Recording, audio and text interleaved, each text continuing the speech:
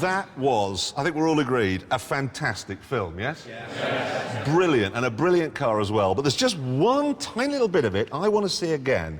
May we? What a feeling! I am a driving god! I am a driving god? When you take a dog for a walk, I am a dog-walking god! It was a big moment. It's like being in a cartoon in that thing, and yes... You got carried away. I got very carried away. OK, I'm not a driving god, all right? It was a mistake to make that claim. The best thing about this is you just know it has to have come from a country where drugs are legal. It could only have been the Dutch. You can see them now sitting around one night all listening to Bob Marley, and somebody just, yeah, these cars, too many wheels, let's lose one. My favourite Dutch story is they had an explorer years ago, OK, called Abel Tasman, who went off to the South Seas to try and expand, you know, find new lands and so on. And he found Tasmania, because he was Abel Tasman, and that's named after him. He found New Zealand, and he found the Fiji Islands. He missed Australia. It's easily done. I was on the deck having a little smoke, sailed right past it. You think you've got everything? It's just unbelievable. I'm sorry about that. But then they brought it over to this country, and because it's kind of not a car, not a bike, the bloke in his suit, when they brought it over and said, look at this crazy car, he didn't know what to do. So as a result, you don't need a helmet to drive. No, my wife drove it. There you go. You know, honestly, I had one of these last weekend, and I have to say, absolute hand on heart, I've never had so much fun in a car, really and truthfully, and I don't think I'd ever tire of it. No. You'd certainly never tire of people coming around going, can I have a go? Can I? See, everyone goes, oh, can I? So the kids were like, let's just go for another ride in that car we're on. Yep. And it's when it goes around, it's like when it leans, it really, really, really banks over, and you have these little warning lights. Did you show those? No, well, we you have these little warning lights on the dashboard that tell you it goes through the green bit, and then you get into the red bit when it's going to lean too much, and it just said in my letter, and this is really good fun. It's such a clever idea because it gives you a target. The first time I got 2 red lights, I got 4. Oh, and there was the kids in the back. How many lights have you got on now, Dad? All 3 red ones. Whoa, leaning around it. I loved it. But the great thing was, OK, I went to a party. What, in this? Yeah. Good man. And as is my wont, I admit, at a party, may have had a sherry or 2. You didn't? Yeah, and decided that I wasn't going to drive back in this paralytic, so my wife said she'd drive, and that meant I had to... So you passengered? Yeah. You're joking? No. Actually, I don't believe you. I'll show you. Seriously? I can get in the back of this. Just I want watch to see this. it. Do you want me to do the seat for you? Yeah, there is an art to getting in, OK? You are joking. To do it in a crazy and sexy way. Yeah, you're looking fantastic. Oh, you see, look, I'm in. I can't believe that. Right, I'm getting in. You see, this is a country where homosexual marriage is legal. And he is my partner and also my lover. Lift your foot. Look at that. That's marvellous. Good work. Sorry, I'm going to have to stop you there. I hate to interrupt, but this is quite honestly the biggest load of limp-wristed twaddle I've ever heard in all my 5 weeks in television. These two are not men, OK? This one, Richard Hammond, every morning sticks his head in a bucket of hair product. Right? He's got a dog, but it's a poodle. And I don't know what you're laughing about, Clarkson, because you won't drink brown beer. And this is the man that says flatulence, oh, it's not funny, when clearly it is, isn't it? Well, I can't be bothered to argue anymore. It may well be nice to drive, but I'm going to do a little experiment. I've got the keys for it here, OK? And, OK, you, all right? How do I say it? Perodua. Perodua. Perodua. Perodua. OK, what's this? Perodua Calisa, eh? Nothing. Yeah, all right. Absolutely no response. But it's ain't perfect, but it's good. Right, here's something that doesn't happen very often, about once in a lifetime, a new Bristol. OK, this is the Bristol Fighter. Actually, it's the Bristol Fighter Mark II, because the first one was launched in 1916 and it was a biplane.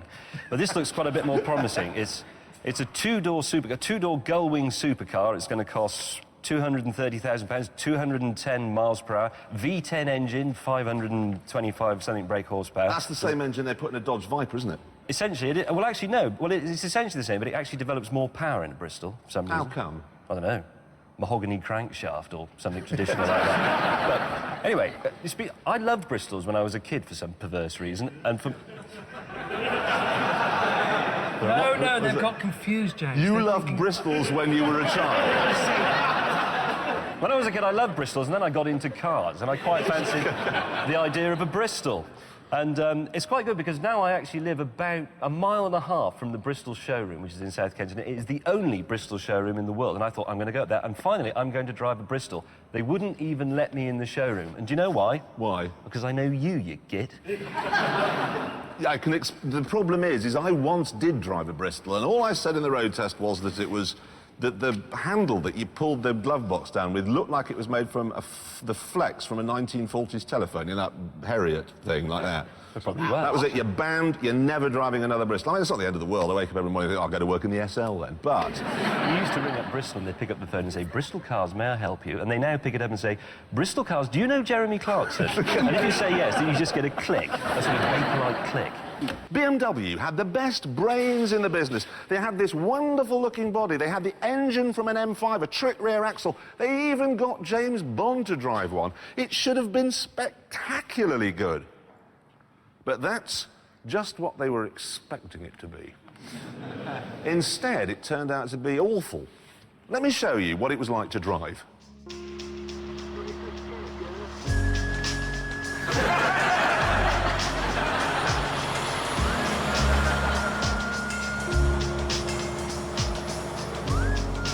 Ah, yes. This is exactly what a Z8 feels like to drive. There's that same sense of, ooh, what's going to happen next?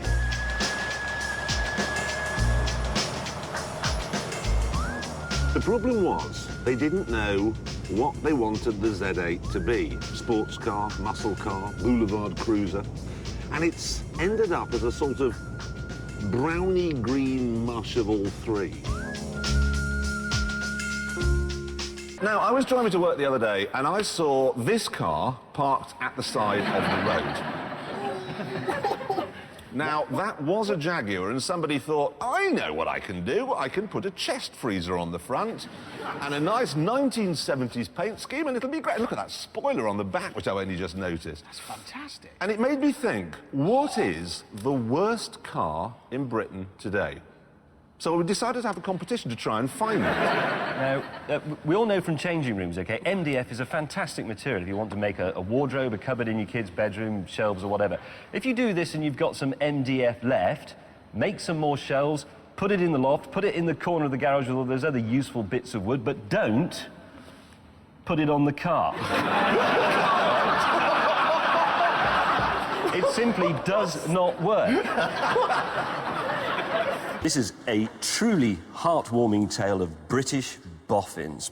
They're called Mark and Colin. They've been in their shed, smoking pipes, making cups of tea, and they've been head-banging that old chestnut, the electric motor car.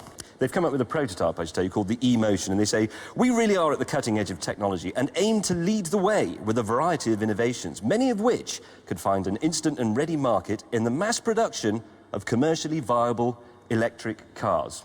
Let's have a look at it. It's a rubbish thing. It's got a fridge freezer. What's this on the top? I said, Mark, hang on, we've forgotten the windscreen. Can you just lend us your crash helmet? I